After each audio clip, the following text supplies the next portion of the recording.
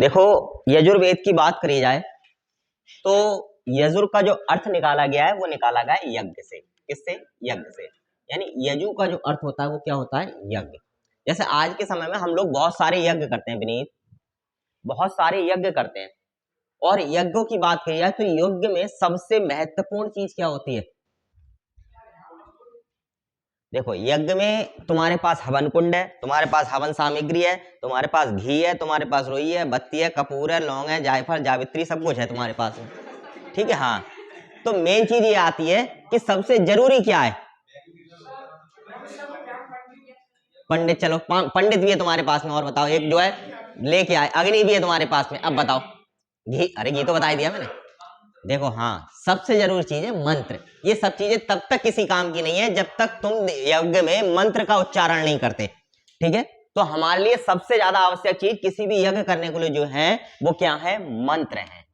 और यजुर्वेद की बात करी जाए तो यजुर्वेद वह वेद है जिसमें विभिन्न प्रकार के यज्ञों के लिए क्या बताए गए हैं? मंत्र बताए गए हैं। यज्ञों के मंत्रों से संबंधित जो वेद है वो कौन सा है? हमारा यजुर्वेद है। ये किस प्रकार का है? देखो अगर बात करी जाए किस प्रकार का है तो ध्यान रखना, यजुर्वेद कर्म कांड पर आधारित है। इस पर आधारित है, कर्म कांड पर आधारित है। यानी कि बात यह है कि जिस प्रकार का तुम कर्म करने जा रहे हो उस प्रकार का ही तुम्हें यज्ञ करना चाहिए। ये कौन बताता है हमारे लिए? यजुर्वेद हमें इस बात की क्या देता है? जानकारी देता है। बात करते हैं, कभी कभी ये पूछा जाता है प्रश्न पत्र में कि यजुर्वेद के जो पुरोहित होते हैं या जो उच्चारण करने वाले होते थे उनको क्या कहा जाता था? तो ध्यान रखोगे, इन्हें अधर्व्यु कहा जाता था। ठीक है, अधर्व्यु कहा जाता था इनके लिए, यानी कि पुरोहित के लिए। यजुर्वेद के खंडों की बात करें या भाग की बात करें तो इन्हें मुख्यतः दो भागों में बांटा गया है। यानी यजुर्वेद के मुख्यतः कितने भाग हैं? दो भाग हैं। अगर पहले भाग की बात करें यानी पहले खंड की बात करें तो इसे जानते हैं कृष्ण यजुर्वेद के नाम से।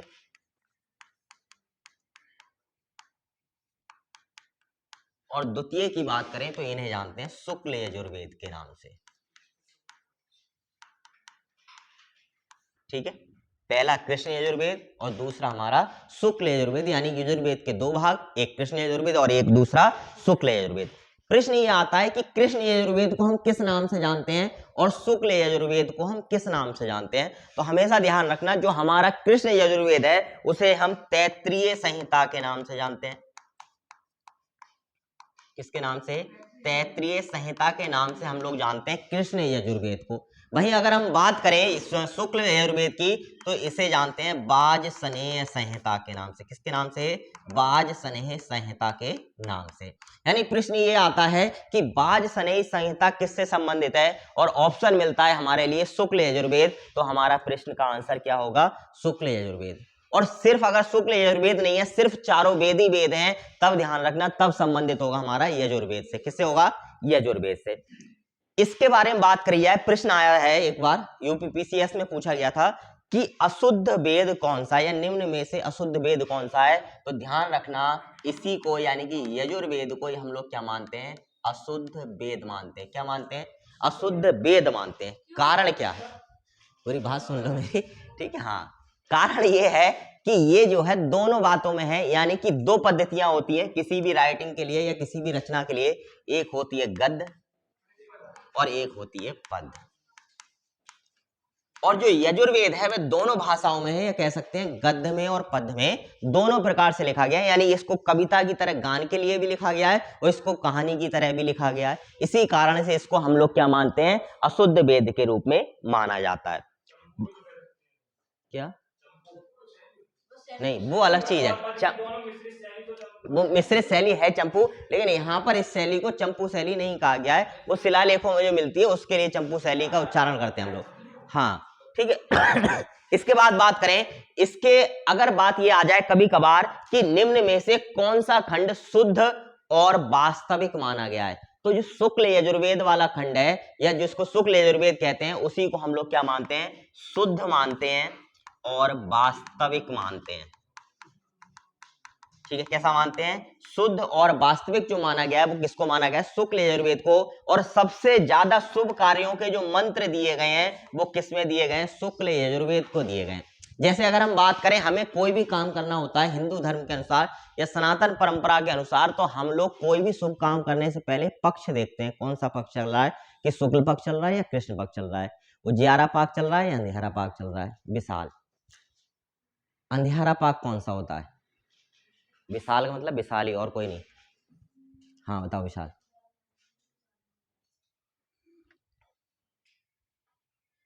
नहीं पता?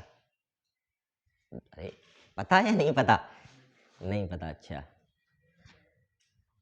हाँ भजन लाल, नहीं पता, अच्छा।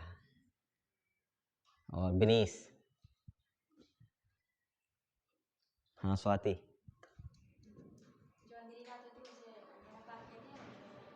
ठीक है, दो ऑप्शन है, शुक्ल पक्ष और कृष्ण पक्ष, इन दोनों में से कौन सा है? कृष्ण। देखो एक सीधा सा अर्थ है, सुनो, कृष्ण का मतलब होता है काला। कृष्ण वर्ण का नाम सुना होगा, काक वर्ण का नाम सुना होगा, तो इसका मतलब है काला, और काले को हम लोग क्या बोलते हैं? अंधियारा। अरे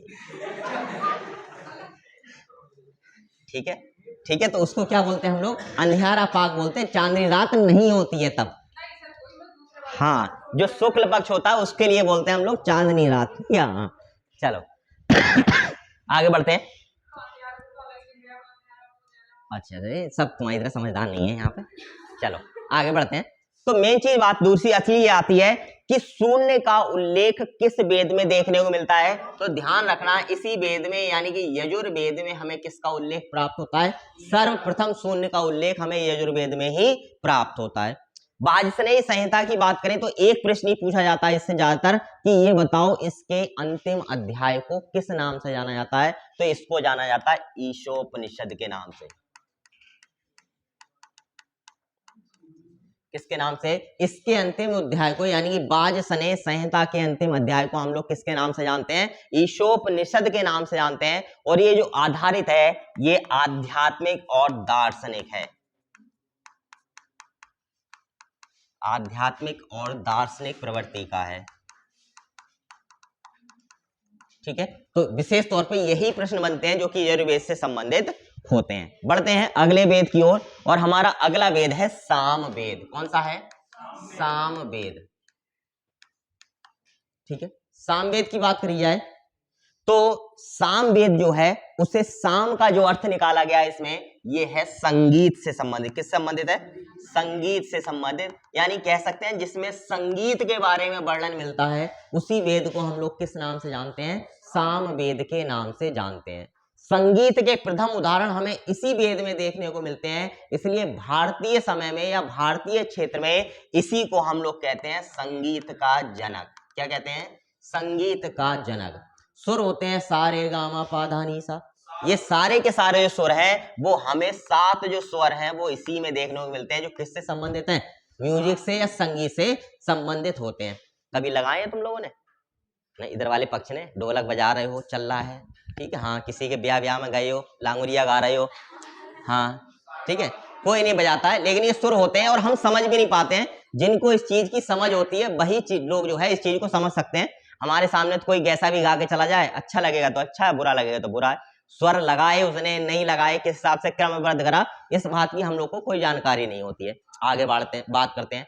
इसके जो गान करने वाले थे या इसको गाने वाले जो लोग होते थे उनको उद्गाता कहा जाता था। क्या कहा जाता था? उद्गाता नाम से परिचित किया जाता था या उद्गाता कहा जाता था। इसके मुख्यतः 4 भाग हैं। कितने भाग हैं? 4 भाग, यानी 4 अलग अलग भागों में इसको बांटा गया है। बात करते हैं इसकी कि इसके प्रथम दृष्टा कौन थे या प्रथम बार इसको लिखने वाले या पिरोने वाले कौन व्यक्ति थे? तो वेद व्यास के एक शिष्य थे जिनका नाम था जैमिनी।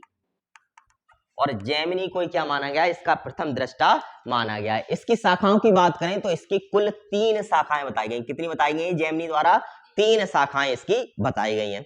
एक कर्नाटक की कैथुम संहिता है, दूसरी कर्नाटक की जैमिनी संहिता है, गुजरात की कैथुम संहिता है, और तीसरी महाराष्ट्र की सारणीय संहिता है। ठीक है, टोटल रचनाओं की बात करें, रचना का मतलब होता है यहां से मंत्र से, तो 1549 मंत्र या 1549 रचनाएं जो है इसमें बताई गई हैं। कुल रचनाओं की जो संख्या है वो इतनी है। आगे बात करें, ये बताई दिया कि इसे क्या माना जाता है? भारतीय संगीत का जनक माना जाता है। किसके लिए समर्पित है, मेन बात ये, शायद पिछली बार भी नहीं लिखवाया होगा, तो ध्यान रखना साम वेद की अधिकतर जो रचनाएं हैं, जो मंत्र हैं, वो सूर्य भगवान के लिए समर्पित है। किसके लिए समर्पित है? सूर्य भगवान के लिए समर्पित हो। कभी प्रश्न ये भी पूछ लिया जाए कि निम्न में से कौन सा वेद सूर्य भगवान के लिए समर्पित है, या किस वेद में सूर्य भगवान के मंत्रों का वर्णन मिलता है, तो कौन सा वेद मिलेगा? हमारा साम वेद मिलेगा। कौन सा मिलेगा? साम वेद इस बात का वर्णन करता है। किस वेद को भगवत गीता में सबसे अच्छा बताया गया है, सबसे बेस्ट बताया गया है, तो वो भी ध्यान रखना कौन सा होगा? हमारा साम वेद। भगवत गीता में सबसे अच्छा जो वेद बताया गया है वह कौन सा बताया गया है? साम वेद बताया गया है। इसके बाद बात करें, एक नदी हुआ करती थी जिसके बारे में हम सब लोग जानते हैं, और ये मिला करती थी संगम पर। कौन कौन सी? एक थी गंगा, जो आज भी है, यमुना और सरस्वती। गंगा और यमुना दोनों विराजमान है, सरस्वती गायब हो गई है। एक बार मैंने कथा तुम लोग को बताई भी थी कि किस तरीके से गायब हुई थी, है ना? ध्यान है? भूल गए? अच्छा, नहीं ध्यान है? अरे भूल गए? चलो दोबारा सुन लो एक बार, वैसे ध्यान आ जाएगा भी जैसे ही बताना शुरू करूंगा। कि जब महाभारत लिखने की बात आई, और महाभारत लिखने के लिए जो व्यक्ति रखे गए, लेखक, वो कौन रखे गए थे? गणेश जी रखे गए थे। और जगह जो ढूंढी गई वो सरस्वती के उद्गम के पास ढूंढी गई, ठीक है। और वहां पर जो था, जब सरस्वती जी ऊपर अचानक जो है पहाड़ों से निकलती हुई मैदानों में प्रवेश कर रही थी, तो बहुत ज्यादा शोर कर रही थी। मतलब कोई भी नदी है ऊपर पहाड़ों से जो है मैदानों में आती है तो एकदम झरने के टाइप में शोर करती है। और इससे जब वेद व्यास जी सुना रहे थे तो इनके लिए बड़ी समस्या हो रही थी गणेश जी को लिखने के लिए। फिर गणेश जी ने कहा कि भैया यहीं से तुम विलुप्त हो जाओ, ठीक है, जिससे हमें लिखने में समस्या ना हो। और वहीं से ये माना जाता है कि सरस्वती नदी पूर्ण रूप से क्या हो गई? विलुप्त हो गई। और आज तक हम उसकी पहचान ही ढूंढ रहे हैं, मिली नहीं है। आज के समय में हरियाणा और गुजरात वाले क्षेत्र में कुछ जगहों पर सरस्वती नदी के प्रमाण देखने को मिले हैं, जो सैटेलाइट से तस्वीर ली गई है वहां से। और साथ ही साथ कुछ विशेष प्रकार के पत्थर जो सिर्फ सरस्वती नदी में पाए जाते थे, उनकी पहचान से ये कहा जाता है कि वास्तव में सरस्वती नदी का जो उद्भव है, ये जो सरस्वती नदी थी वो वास्तव में हुआ करती थी, ठीक है, ये पहचान मिली है। इसके अलावा सरस्वती में आज के समय में पानी नहीं है, ना कोई उसकी धारा है आज के समय में सरस्वती नदी की, ठीक है। चलो, क्या माना जाता है कि यहाँ संगम पे आकर मिलती थी सरस्वती नदी, लेकिन आज के समय में है नहीं, सिर्फ दो नदियों का मिलन होता है, एक गंगा का और एक यमुना का। छोटी छोटी नदियां और इन सब में मिलकर चली आ रही हैं, वो एक अलग चीज है, ठीक है, लेकिन मुख्यतः दो ही नदी मिल रही है, तीसरी नहीं मिल रही है। इस बार जो है कुंभ लगेगा, ठीक है, और सब लोग जाना, चले जाना घूमने के लिए, बढ़िया जगह है। जिस किसी का मन कर रहा हो कि हमें जो है मुख्यमंत्री और प्रधानमंत्री बनना है, उसके लिए विशेष ऑफर जो है कुंभ में बने रहते हैं, ठीक है। हाँ, वहाँ संन्यास ले सकते हो, कोई मना नहीं करेगा। और इतने अखाड़े होते हैं कि अगर एक एक साल जिंदगी बिता दोगे तो पूरी जिंदगी बीत जाएगी, ठीक है। हाँ, और उससे भी ज्यादा तपस्या वाला बनना हो तो नागा साधु का भी ऑप्शन वही मिलता है, ठीक है। हाँ, चलो आगे बात करते हैं। सारे ऑप्शन होते हैं, कोई से प्रकार के साधु बनोगे सब मिलेंगे। और सही बात यह है, आज के समय में कभी भी कुंभ में जाना हो तुम्हारा, तो ये रियलिटी देखना कि जितने भारत के लोग साधु नहीं बन रहे हैं, उससे ज्यादा विदेश वाले लोग आके यहाँ पे साधु बन जाते हैं, ठीक है। हर साल संख्या बढ़ रही है साधुओं की, और बढ़नी भी चाहिए, क्योंकि इस समय सरकारी साधुओं की चल रही है, ठीक है। हाँ, चलो आगे बात करते हैं। इसके बाद बात करी जाए तो इसके सरस्वती नदी के प्रकट होने और सरस्वती नदी के विलुप्त होने की जो कथा है, या जो बात कही गई है, वो कौन से वेद में कही गई है? सामवेद में कही गई है, ठीक है। अगले वेद की बात करते हैं। अगला वेद है अथर्ववेद। बातें नहीं, ठीक है। कौन सा वेद है अगला? अथर्ववेद। अथर्ववेद की बात करी जाए तो अथर्ववेद जो है वो लौकिक फल देने वाला है। कौन सा फल है? लौकिक। यानी कि बात यह है कि मानव समाज की वास्तविक बातें जो कही गई हैं वो किस में कही गई हैं? अथर्ववेद में बात कही गई है। बाकी तीनों के वेद परलौकिक हैं, यानी हमारे लोक से बाहर के हैं। लेकिन अगर अथर्ववेद की बात करी जाए तो इसमें सारी की सारी बातें, मंत्र तंत्र जो भी है, वो सारी इसी में जो है, इसी लोक की या इसी जगह की बताई गई हैं। बात करी जाए इसमें कितने सूक्त हैं और कितने मंत्र हैं, तो इसमें 731 सूक्त हैं और लगभग 6000 क्या है?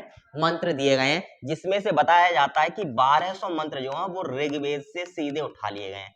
यानी 1200 मंत्र किसके हैं? 6000 में ऋग्वेद से लिए गए हैं। आगे बात करते हैं।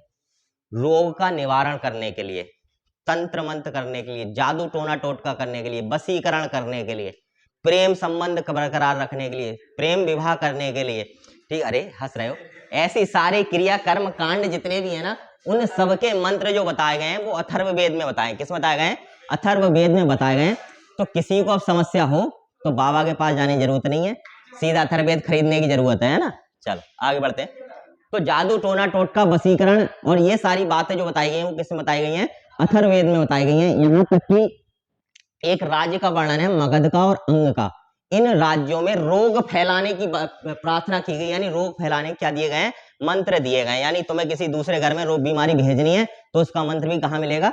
अथर्ववेद में देखने के लिए मिलेगा, है ना। अगर इस प्रकार के बाबा बनना है तो उसके लिए भी अथर्ववेद पढ़ सकते हो तुम लोग, है ना, क्योंकि इन बाबा का भी ट्रेंड खूब है आजकल। एक ले आऊं, अच्छा। एक तरफ जो है इन बाबाओं का समझ में नहीं आता है, एक तरफ लिखा होता है इसमें कि प्रेम विवाह करें, एक तरफ लिखा होता है सौतन से छुटकारा पाएं। लिखा होता है, नहीं लिखा होता है। अब समस्या ये आती है कि मान लो प्रेम विवाह जिससे करना हो तो उसकी सौतन, किसी ना किसी की सौतन तो हुई वो वाली। भाई सीधी सी बात है, किसी ना किसी की सौतन तो हुई। अब इस बाबा पे दोनों ही पहुंच जाएं, एक तरफ सौतन से छुटकारा वाली, एक प्रेम विवाह वाली। अब बताओ चलेगा किस पे टोटका? ठीक है, हाँ। तो बाबा का ऐसा ही सिस्टम रहता है। ये वास्तविकता होती है नहीं होती है अलग बात है। दूसरा, कभी तुम्हें बिल्कुल सही सलाह नहीं देंगे, हमेशा ये कहेंगे हमारे पास आओ, फिर पर्ची कटवाओ, फिर आगे से जो है इलाज पाओ। क्योंकि हम लोगों ने ऐसा ही मंत्र था, एक दो तीन लोग जो थे, हम सब टीचर थे, तो एक बार बाबा को कॉल कर दिया तो उन्होंने कहा हमारे पास आओ तभी उपचार मिलेगा। तो ऐसी बात थी। ये वास्तविक मानने वाली बात नहीं होती है। आज के समय में इसको हम सब लोग जानते हैं अंधविश्वास के नाम से। किसके नाम से? अंधविश्वास के नाम। आगे बात करते हैं इसके वेदों को पढ़ने वाले को, या अथर्ववेद को पढ़ने वाले को क्या कहा जाता है? तो ध्यान रखना, इसको पुरोहित कहा जाता है। और इसी कारण से इस वेद को पुरोहित वेद के नाम से भी जानते हैं। किसके नाम से? पुरोहित वेद के नाम से भी जानते हैं। साथ ही साथ अगर हम बात करें तो इसी को ब्रह्म वेद भी कहा गया है। कौन सा वेद कहा गया है? ब्रह्म वेद भी कहा गया है। किसके लिए? अथर्ववेद के लिए। श्रेष्ठ वेद भी जो कहा गया है वो किसके लिए कहा गया है? अथर्ववेद के लिए। यानी सब वेदों में श्रेष्ठ माना गया वो कौन सा है? अथर्ववेद। छात्र वेद भी कहा गया है क्योंकि इसमें क्षत्रियों का वर्णन मिलता है, इसीलिए इसको किस नाम से जानते हैं? छात्र वेद के नाम से भी जानते हैं। इसकी भी दो शाखाएं हैं। दो शाखाओं की बात करी जाए तो सती प्रथा का सर्वप्रथम उल्लेख, प्रश्न यह आता है कि सती प्रथा का सर्वप्रथम उल्लेख किस वेद में मिलता है? तो ध्यान रखना, अथर्ववेद में ही हमें सती प्रथा का प्रथम उल्लेख मिलता है। ऐसा नहीं है कि सती प्रथा का उल्लेख ऋग्वेद में नहीं मिलता है, लेकिन मैंने बताया था उसमें अनौपचारिक रूप से होती थी सती प्रथा। यानी कि स्त्री जो है चिता पे नहीं, सैया, जो चिता वाली सैया होती थी, चिता तैयार होती थी जलने से पहले, उस पर लेटती थी। उसके बाद ससुराल वाले आते थे और मनाते थे और मना करके घर ले जाते थे। इस प्रकार की जो है व्यवस्थाएं हुआ करती थी ऋग्वैदिक काल में। लेकिन सती प्रथा का उल्लेख हमें सर्वप्रथम किस वेद में देखने को मिलता है? अथर्ववेद में देखने को मिलता है। अयोध्या का उल्लेख किसमें मिलता है? तो भी ध्यान रखना, अयोध्या का सर्वप्रथम उल्लेख हमें अथर्ववेद में देखने को मिलता है। और कहां पर मिलता है? तो ध्यान रखना 10वें अध्याय में। कौन से अध्याय में? 10 में। टोटल अध्यायों की बात करें तो टोटल 20 अध्याय हैं अथर्ववेद में, यानी 20 अध्याय का मतलब होता है पाठ या सूक्त। ठीक है, इसके बाद बात करें, एक जड़ी बूटी बताई गई है इसमें, और जड़ी बूटी का नाम है अरुंधति। क्या नाम है? अरुंधति। और ये बताया था ये जड़ी बूटी जो होती थी वो सभी प्रकार के जो रोग होते थे, सभी प्रकार की बीमारियां होती थी, उन सबको क्या कर देती थी? नष्ट कर देती थी। ठीक है, ये बातें थी सारे के सारे चारों वेदों की। एक की पहले बात कर ली थी, 3 की ये बात हो गई, और यहीं पे तुम्हारा चैप्टर हो जाता है समाप्त ये वाला। ठीक है, चलो अब लिख लो आगे की कहानी। क्या? अरे लो।